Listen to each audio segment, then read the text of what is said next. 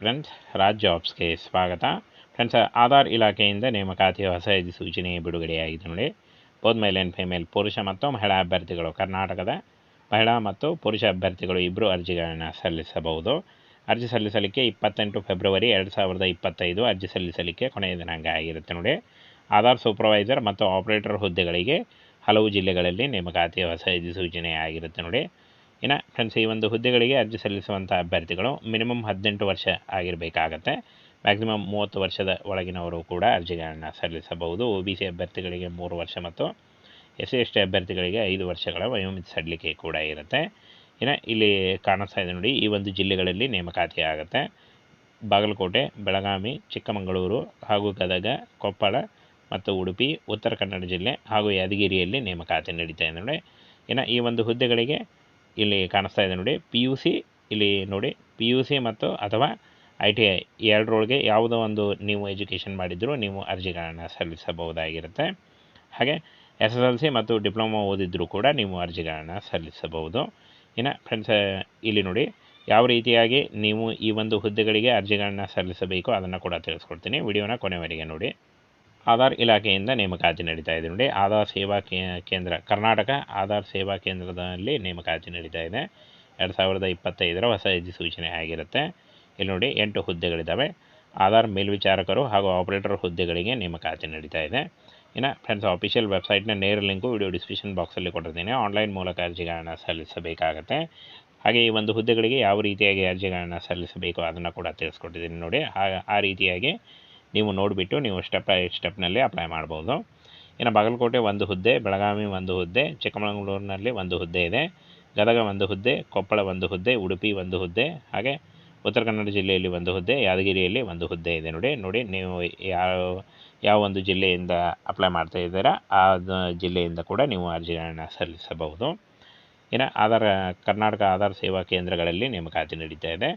ಉದ್ಯೋಗ ಸಂಖ್ಯೆ ನೋಡಿ 8 ಹುದ್ದೆಗಳಿದ್ದಾವೆ. ಟೋಟಲ್ ಆಗಿ ಕರ್ನಾಟಕದಲ್ಲಿ ನೇಮಕಾತಿ ನಡೆಯುತ್ತೆ. ಆಧಾರ್ ಮೇಲ್ವಿಚಾರಕರು ಹಾಗೆ ಆಪರೇಟರ್ ಹುದ್ದೆಗಳಾಗಿರ್ತವೆ ನೋಡಿ. ಇನ್ನು ವೇತನ ಕರ್ನಾಟಕದ ಆಧಾರ್ ಸೇವಾ ಕೇಂದ್ರದ ನಿಯಮಗಳ ಪ್ರಕಾರ ಅಂತ ಹೇಳಿದ್ದಾರೆ 15,000 ರಿಂದ 20,000ವರೆಗೂ ಪರ್ ಮಂತ್ ಸ್ಯಾಲ್ರಿ ಆಗಿರುತ್ತೆ. ಇದು ಸ್ಟಾರ್ಟಿಂಗ್ ಟ್ರೈನಿಂಗ್ನಲ್ಲಿ ಇರುತ್ತೆ. ಇದು ಜಾಸ್ತಿ ಕೂಡ ಆಗ್ತಾ ಹೋಗುತ್ತೆ. ಇನ್ನು ಫ್ರೆಂಡ್ಸ್, ಈ ಒಂದು ಹುದ್ದೆಗಳಿಗೆ ಒಂದು ಶೈಕ್ಷಣಿಕ ಅರ್ಹತೆಯನ್ನು ನೋಡೋದಾದರೆ SLC, ITI ಅಥವಾ PUC.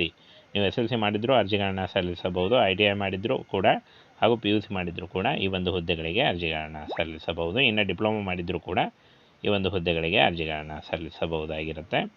ಇನ್ನು ವಯೋಮಿತಿ ನೋಡಿ 18 ರಿಂದ 30 ವರ್ಷದ ಒಳಗಿನವರು ಅರ್ಜಿಗಳನ್ನು ಸಲ್ಲಿಸಬಹುದು. OBC ಅಭ್ಯರ್ಥಿಗಳಿಗೆ 3 ವರ್ಷ ಮತ್ತು SC/ST ಅಭ್ಯರ್ಥಿಗಳಿಗೆ 5 ವರ್ಷಗಳ ವಯೋಮಿತಿ ಸಡಿಲಿಕೆ ಕೂಡ ಇರುತ್ತೆ.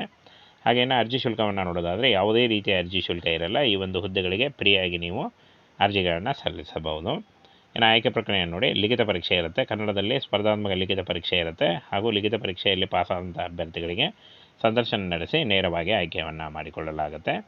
ಇನ್ನು ಫ್ರೆಂಡ್ಸ್, ಈ ಒಂದು ಹುದ್ದೆಗಳಿಗೆ ಅರ್ಜಿ ಸಲ್ಲಿಸುವಂಥ ಅಭ್ಯರ್ಥಿಗಳಿಗೆ ಪ್ರಮುಖ ದಿನಾಂಕಗಳು ನೋಡಿ, 4/11/2024 ಅಂದರೆ ಅರ್ಜಿ ಸಲ್ಲಿಕೆ ಆಲ್ರೆಡಿ ಶುರುವಾಗಿದೆ.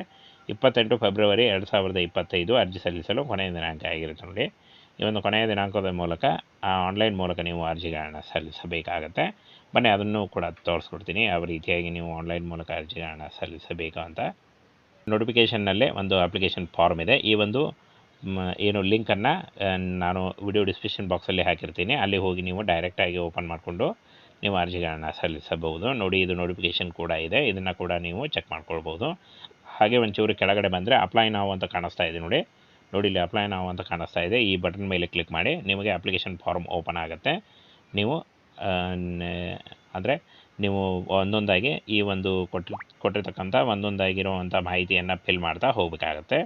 ನೇಮ್ ಆಫ್ ದಿ ಪೋಸ್ಟ್ ನೋಡಿ, ಆಧಾರ್ ಕಾರ್ಡ್ ಸೂಪರ್ವೈಸರ್ ಅಥವಾ ಆಪರೇಟರ್ ಎಲ್ಲ ಅಂದರೆ ಕೆಲವೊಂದು ಜಿಲ್ಲೆಗಳಲ್ಲಿ ಅಂತ ಹೇಳಿದ್ದಾರೆ, ಹಲವು ಜಿಲ್ಲೆಗಳಲ್ಲಿ ಅಂತ ಹೇಳಿದ್ದಾರೆ. ನೀವು ಫ್ರೆಂಡ್ಸ್, ನಿಮ್ಮ ಜಿಲ್ಲೆಯಲ್ಲಿ ಬರಲಿಲ್ಲ ಅಂತ ಹೇಳಿ ಏನಿಲ್ಲ, ನೀವು ಬೇರೆ ಜಿಲ್ಲೆಯಲ್ಲಿ ಕೂಡ ನೀವು ವರ್ಕ್ ಮಾಡ್ಬೋದು. ಆ ರೀತಿಯಾಗಿ ನೀವು ಕರ್ನಾಟಕದ ಯಾವುದೇ ಡಿಸ್ಟಿಕ್ನಲ್ಲಿದ್ದರೂ ನೀವು ಅರ್ಜಿಗಳನ್ನು ಸಲ್ಲಿಸಬಹುದು. ಮೊದಲಿಗೆ ಇಂಗ್ಲೀಷ್ ಕ್ಯಾಪಿಟಲ್ ಲೆಟರ್ಸ್ನಲ್ಲಿ ಇಲ್ಲಿ ನಿಮ್ಮ ಹೆಸರನ್ನು ಫಿಲ್ ಮಾಡಿ, ಪೂರ್ತಿ ಹೆಸರು ಮತ್ತು ತಂದೆ ಹೆಸರು ಹಾಗೆ ಅಡ್ರೆಸ್ಸು ಪೂರ್ತಿಯಾಗಿ ಫಿಲ್ ಮಾಡಿ. ಹಾಗೆ ಮೊಬೈಲ್ ನಂಬರು ಮತ್ತು email address, PAN card number. ಆನಂತರ ಫ್ರೆಂಡ್ಸ್, ಇಲ್ಲಿ ನೋಡಿ ಡೇಟ್ ಆಫ್ ಬರ್ತು, ಹಾಗೆ ಫ್ರೆಂಡ್ಸ್ ಸ್ಟೇಟ್ ಎಲ್ಲಿಂದ ಅಪ್ಲೈ ಮಾಡ್ತಾಯಿದ್ರೆ ಕರ್ನಾಟಕ ಅಂತ ಹಾಕಿ, ಹಾಗೆ ಡಿಸ್ಟಿಕ್ ಹಾಕಿ ನಿಮ್ಮ ಡಿಸ್ಟಿಕ್ಕು.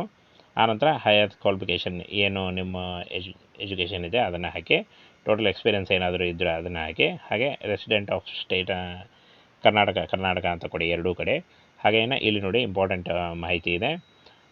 ಇಲ್ಲಿ ನಿಮ್ಮ ಎಜುಕೇಷನ್ ಆದಂಥ ಅಂದರೆ ನಿಮ್ಮ ಪೂರ್ತಿ ಎಜುಕೇಷನ್ ಡೀಟೇಲ್ಸ್ ಇದ್ದಂಥದ್ದು ಒಂದು ರೆಸ್ಯೂಮೇನ ಅಪ್ಲೋಡ್ ಮಾಡಿ ಫ್ರೆಂಡ್ಸ್. ಇಲ್ಲಿ ನೋಡಿ ರೆಸ್ಯೂಮೇನ ನೀವು ಅಪ್ಲೋಡ್ ಮಾಡಬೇಕಾಗತ್ತೆ. ಹಾಗೇನ ಫ್ರೆಂಡ್ಸ್ ಇಲ್ಲಿ ಕೆಳಗಡೆ ನೋಡಿ ನೀವು ಮೇಲ ಅಥವಾ ಫಿಮೇಲ್ ಯಾರು ಅಪ್ಲೈ ಮಾಡ್ತಾ ಇದ್ದೀರಾ ಅವರ ಒಂದು ಅವ್ರನ್ನ ಜನರು ಸೆಲೆಕ್ಟ್ ಮಾಡಿ ಅಂತ ಹೇಳಿದ್ದಾರೆ, ನೀವು ಸೆಲೆಕ್ಟ್ ಮಾಡ್ಕೊಳ್ಳಿ. ಆನಂತರ ನೀವು ಇಲ್ಲಿ ಕ್ಯಾಪ್ಚಾ ಇದೆ, ಕ್ಯಾಪ್ಚಾನ ಸರಿಯಾಗಿ ಫಿಲ್ ಮಾಡಿ ಸಬ್ಮಿಟ್ ಮೇಲೆ ನೀವು ಬಟನ್ನ ಕ್ಲಿಕ್ ಮಾಡಬೇಕಾಗತ್ತೆ. ಈ ರೀತಿಯಾಗಿ ನೀವು ಅಪ್ಲಿಕೇಶನ್ ಫಾರ್ಮನ್ನು ಹಾಕಬೇಕು.